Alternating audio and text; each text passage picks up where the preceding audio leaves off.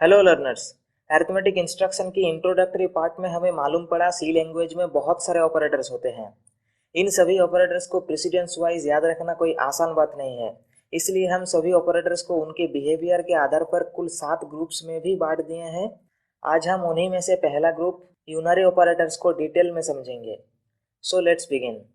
Unary operators, नाम से ही पता चल रहा है यूनरी मतलब इन ऑपरेटर्स को अपना काम करने के लिए एक ही ऑपरेंड की ज़रूरत पड़ती है। सी लैंग्वेज में टोटल 5 यूनरी ऑपरेटर्स होते हैं और वो है plus, minus, plus plus, minus minus और साइज ऑफ। पहला दो ऑपरेटर को देखकर आपको लग रहा होगा ये तो बाइनरी ऑपरेटर्स है जो एडिशन और सब्सट्रैक्शन कैलकुलेट करने के लिए होता है। आपको बता दूं प्लस और माइनस ऑपरेटर को हम दो तरीके से इस्तेमाल कर सकते हैं। पहला तरीका एडिशन और सब्सट्रैक्शन कैलकुलेट करने के लिए, तब वो दो ऑपरेटर्स बाइनरी ऑपरेटर्स की तरह बिहेव करते हैं। और दूसरा तरीका नंबर्स की साइन को आइडेंटिफाई करने के लिए भी प्लस और माइनस ऑपरेटर्स को यूज़ किया जाता है। तब ये दो ऑपरेटर्स यूनरी ऑपरेटर्स की तरह बिहेव करते हैं। एग्जाम्पल के तौर पर +5 और -5। इससे हमें क्लियरली पता चल रहा है पहला 5 पॉजिटिव है और दूसरा 5 नेगेटिव है। यहाँ पर प्लस और माइनस ऑपरेटर साइन आइडेंटिफिकेशन का काम करता है, इसलिए ये यहाँ यूनरी ऑपरेटर है। तीसरा ऑपरेटर है प्लस प्लस। ऑपरेटर में भले ही दो सिंबल दिख रहे हैं, लेकिन इस ऑपरेटर को अपना काम करने के लिए एक ही ऑपरेंड की ज़रूरत पड़ती है। इस प्लस प्लस ऑपरेटर को इंक्रीमेंट ऑपरेटर कहा जाता है।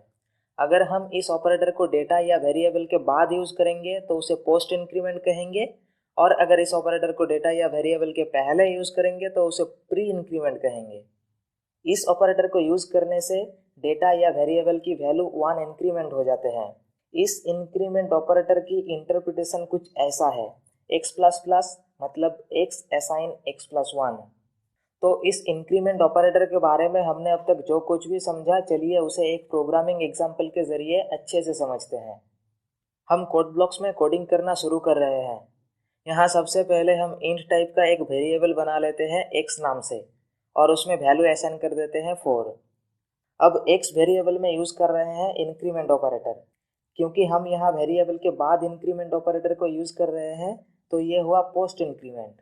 इसे इस्तेमाल करने से x में असाइन हो जाएगी x प्लस 1। तो चलिए एक प्रिंट स्टेटमेंट से देख भी लेते हैं x में इंक्रीमेंट हुआ है कि नहीं। तो यहाँ हम लिख रहे हैं new value of x is %d और कॉमा लगा के x, और ये कर रहे हैं बिल्ड एंड रन। फाइनली आप देख सकते हैं प्रिंट हुआ x इज 5, मतलब x में अब इंक्रीमेंट होके 5 स्टोर है। अब यदि अगर हम वेरिएबल के पहले इंक्रीमेंट ऑपरेटर को यूज़ करें तो उसे हम कहेंगे प्री इंक्रीमेंट। इसका भी इंटरप्रिटेशन सेम ही है, मतलब x में असाइन हो जाएंगे x प्लस 1। यहाँ हम एक और प्रिंटफ स्टेटमेंट लिख रहे हैं brand new value of x is %d और कॉमा लगा के x। मतलब इस पूरे कोड के चलने से फर्स्ट लाइन एग्जीक्यूशन होने से x वेरिएबल क्रिएट होके उसमें 4 स्टोर हो जाएंगे।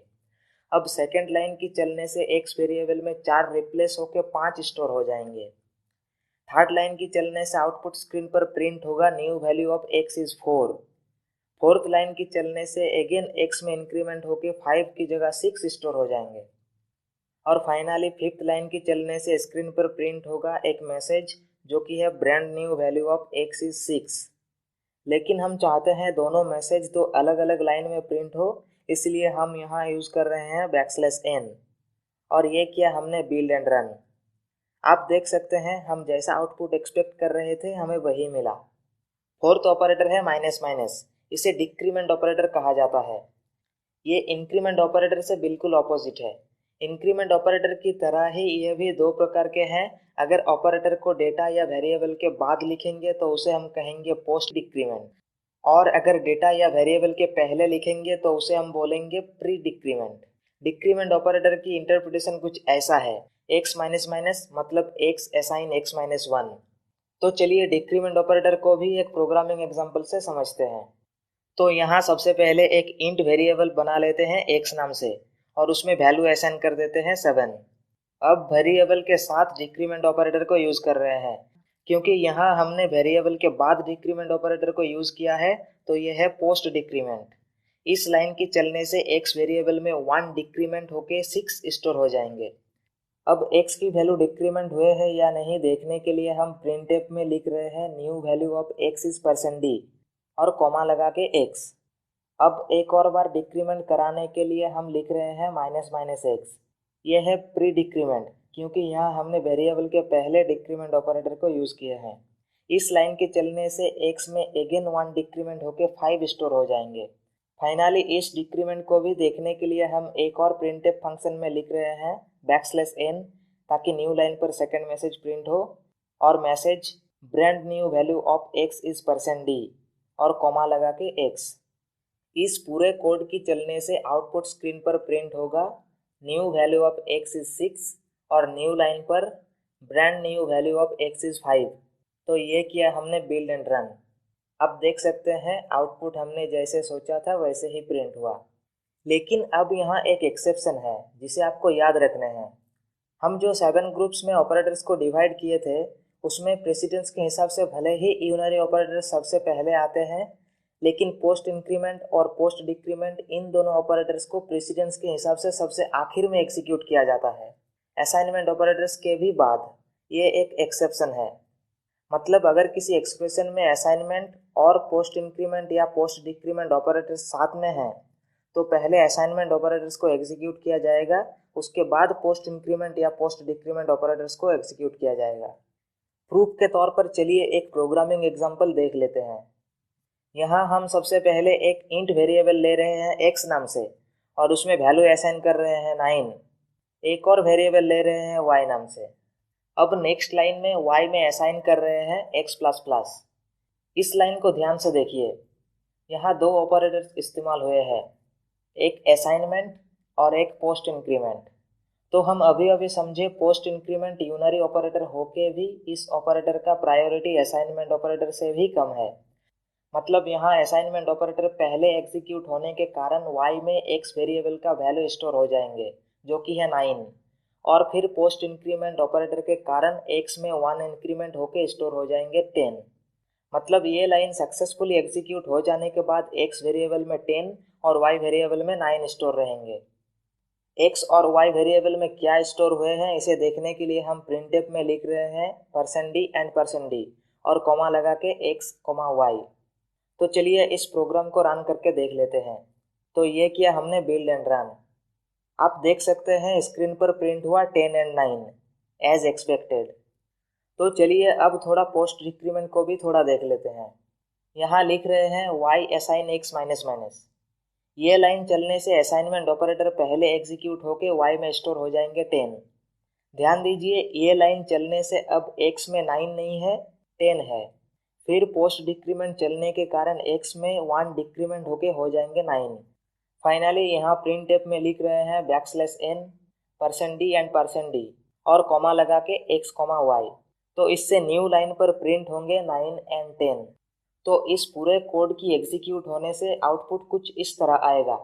पहले लाइन पे प्रिंट होगा 10 एंड 9, फिर न्यू लाइन में प्रिंट होगा 9 एंड 10। यह किया हमने बिल्ड एंड रन। आप देख सकते हैं output as expected.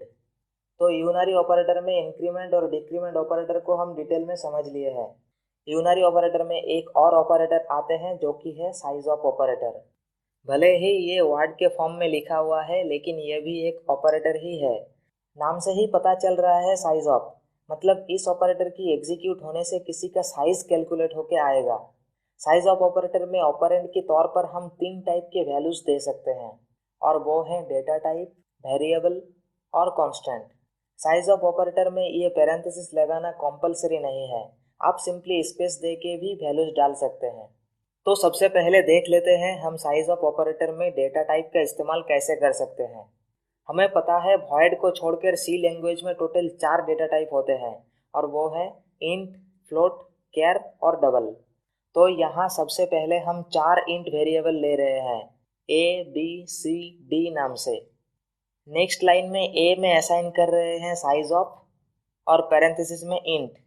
Next line में b वेरिएबल में असाइन कर रहे हैं साइज ऑफ और पैरेंथेसिस में फ्लोट। c वेरिएबल में असाइन कर रहे हैं साइज ऑफ और पैरेंथेसिस के अंदर कैर। और फाइनली d वेरिएबल में असाइन कर रहे हैं साइज ऑफ और पैरेंथेसिस के अंदर डबल डेटा टाइप। और फाइनली प्रिंटफ के अंदर हम लिख रहे हैं A assign percent D, comma B assign percent D, comma C assign percent D, comma D assign percent D, और कॉमा लगा के A, B, C, D, और एंड में गेट ch फंक्शन का इस्तेमाल कर रहे हैं। आप यहाँ वीडियो को पॉज करके सोच सकते हैं इन वेरिएबल्स में क्या स्टोर हो सकते हैं। तो देखिए, इस पूरे कोड की चलने से A, B, C, D नाम से 4 वेरिएबल्स क्रिएट होंगे। अब यहाँ याद कीजिए, डेटा टाइप डिक्लेरेशन इंस्ट्रक्शन वाले लेसन में हम चारों डेटा टाइप का साइज क्या होता है वो समझे थे। डॉस बेस्ड 64 बिट में इंट और फ्लोट दोनों डेटा टाइप से बनने वाले वेरिएबल 4 बाइट मेमोरी कंज्यूम करता है। क्योंकि हमारा सिस्टम 64 बिट का है तो ये पूरे लाइन एग्जीक्यूट होने से A वेरिएबल में 4 स्टोर होंगे। सिमिलरली फ्लोट वेरिएबल भी 4 बाइट्स मेमोरी कंज्यूम करता है तो B में भी स्टोर होंगे 4। कैर वेरिएबल 1 बाइट मेमोरी कंज्यूम करता है तो C में 1, और double variable 8 bytes memory consume करता है तो D में स्टोर होंगे 8। और फाइनली ये प्रिंटफ चलने से स्क्रीन पर प्रिंट होगा A assign 4, B assign 4, C assign 1 और D असाइन 8। तो चलिए एक बार रन करके भी देख लेते हैं। फाइनली आप देख सकते हैं हम जैसा आउटपुट एक्सपेक्ट कर रहे थे हमें वही मिला। ये तो हमने समझा साइज ऑफ ऑपरेटर में डेटा टाइप का यूज़ कैसे करना है। चलिए अब समझते हैं साइज ऑफ ऑपरेटर में वेरिएबल का इस्तेमाल कैसे किया जाता है। तो सबसे पहले साइज ऑफ ऑपरेटर के द्वारा रिटर्न किए गए वैल्यूज़ को स्टोर करने के लिए 4 इंट टाइप के वेरिएबल्स ले रहे हैं PQRS नाम से।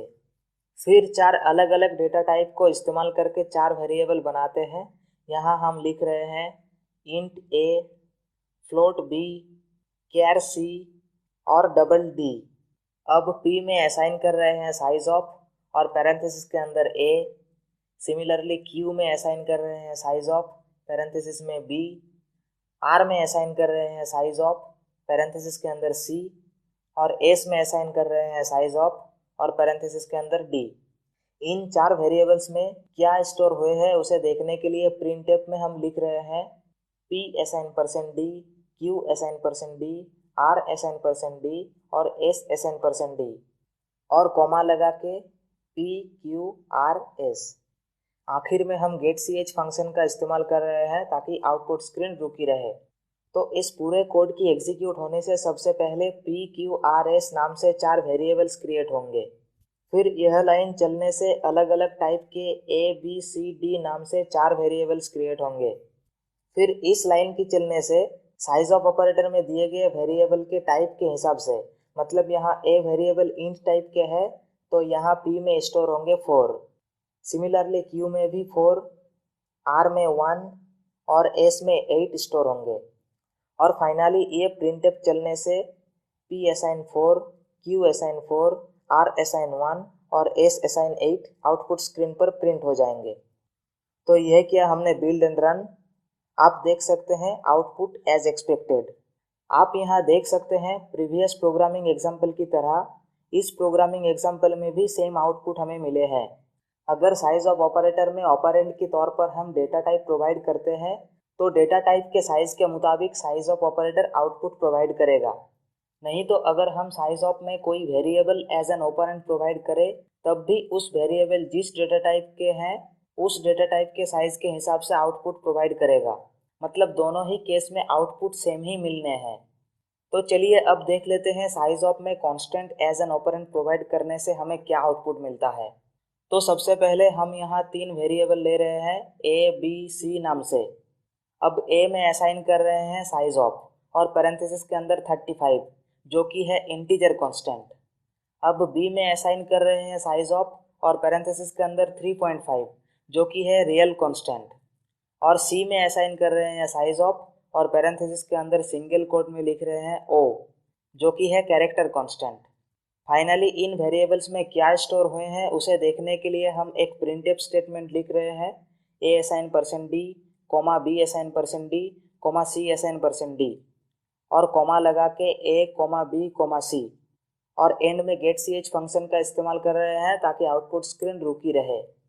तो इस पूरे कोड की चलने से पहले तो A, B, C नाम से 3 इंटीजर वेरिएबल क्रिएट होंगे। फिर सेकंड लाइन की चलने से A में 4 स्टोर होंगे क्योंकि साइज ऑफ में हम जो कांस्टेंट दिए हैं वो इंटीजर कांस्टेंट है। फिर ये थर्ड लाइन चलने से 8 स्टोर होंगे क्योंकि साइज ऑफ में प्रोवाइड किए हुए कांस्टेंट रियल कांस्टेंट है। अब यहाँ एक कंफ्यूजन हो सकता है, रियल कांस्टेंट में तो फ्लोट और डबल दोनों ही आते हैं क्योंकि दोनों ही फ्रैक्शनल है, तो यहाँ 8 क्यों स्टोर हुए। तो आपको बता दूँ, डबल हमेशा फ्लोट से ज़्यादा मेमोरी कंज्यूम करता है और वैल्यू भी एक्यूरेट स्टोर करता है, क्योंकि ज़्यादा मेमोरी कंज्यूम करने के कारण फ्रैक्शनल वैल्यू ज़्यादा स्टोर होते हैं और यही एक्यूरेसी के कारण साइज ऑफ में रियल कांस्टेंट देने से हमेशा डबल की साइज मतलब 8 रिटर्न करेगा। और यहाँ सी वेरिएबल में 1 स्टोर होंगे क्योंकि साइज ऑफ में दिए गए कांस्टेंट कैर टाइप के हैं। और फाइनली प्रिंटफ चलने से स्क्रीन पर प्रिंट हो जाएगा ए असाइन 4, बी असाइन 8 और सी असाइन 1। यह किया हमने बिल्ड एंड रन और फाइनली आप देख सकते हैं हम जैसा आउटपुट एक्सपेक्ट कर रहे थे हमें वही मिला। तो आज हम बहुत कुछ सीख लिए हैं। चलिए एक क्विक समरी से सभी टॉपिक्स को एक बार रिकॉल कर लेते हैं। सबसे पहले हमने समझा यूनरी ऑपरेटर क्या होते हैं। तो यूनरी ऑपरेटर वो होते हैं जिसको अपना काम करने के लिए एक ही ऑपरेंड की ज़रूरत होती है। फिर हमने देखा टोटल 5 यूनरी ऑपरेटर होते हैं और वो हैं plus, minus, plus plus, minus minus और साइज ऑफ। फिर हमने समझा प्लस और माइनस ऑपरेटर बाइनरी ऑपरेटर के साथ साथ यूनरी ऑपरेटर भी है जो कि नंबर्स का साइन आइडेंटिफाई करने के काम आते हैं। एग्जाम्पल के तौर पर +5, -5। फिर हमने समझा प्लस प्लस ऑपरेटर को जो कि है इंक्रीमेंट ऑपरेटर। ये 2 टाइप के होते हैं, प्री इंक्रीमेंट और पोस्ट इंक्रीमेंट। इस ऑपरेटर के मदद से डेटा या वेरिएबल में 1 इंक्रीमेंट हो जाते हैं। एग्जाम्पल के तौर पर x++ मतलब x असाइन x+1। नेक्स्ट हमने समझा माइनस माइनस ऑपरेटर को जो कि है डिक्रीमेंट ऑपरेटर। यह भी 2 टाइप के होते हैं, प्री डिक्रीमेंट और पोस्ट डिक्रीमेंट। ये ऑपरेटर की मदद से डेटा या वेरिएबल में 1 डिक्रीमेंट हो जाते हैं। एग्जाम्पल के तौर पर x माइनस माइनस मतलब x असाइन x-1। फिर हमने एक एक्सेप्शन देखा, पोस्ट इंक्रीमेंट और पोस्ट डिक्रीमेंट ऑपरेटर का प्रेसिडेंस असाइनमेंट ऑपरेटर से भी कम है। मतलब किसी एक्सप्रेशन में पोस्ट इंक्रीमेंट या पोस्ट डिक्रीमेंट ऑपरेटर अवेलेबल रहेंगे तो उसे आखिर में एग्जीक्यूट किया जाएगा। फाइनली हमने समझा साइज ऑफ ऑपरेटर को। उसमें हम ऑपरेंड के तौर पर डेटा टाइप, वेरिएबल और कांस्टेंट तीनों का इस्तेमाल कर सकते हैं। इंट यूज़ करें तो 4 बाइट्स, फ्लोट यूज़ करें तो 4 बाइट्स, कैर यूज़ करें तो 1 बाइट और डबल यूज़ करें तो 8 बाइट्स मतलब 4, 4, 1 और 8 रिटर्न करते हैं साइज ऑफ ऑपरेटर। तो अब आता है प्रैक्टिस की बारी अंडरस्टैंडिंग को और स्ट्रॉन्ग बनाने के लिए। आपको डिस्क्रिप्शन पर एक लिंक मिलेगा, उसमें इस टॉपिक से रिलेटेड कुछ प्रॉब्लम्स दिए गए हैं। आप उन प्रॉब्लम्स को ट्राई करने की कोशिश करें। अगर आपको इस लेसन से रिलेटेड कोई भी डाउट है तो उसे कमेंट बॉक्स पर ज़रूर शेयर करें। Thank you for giving us your valuable time.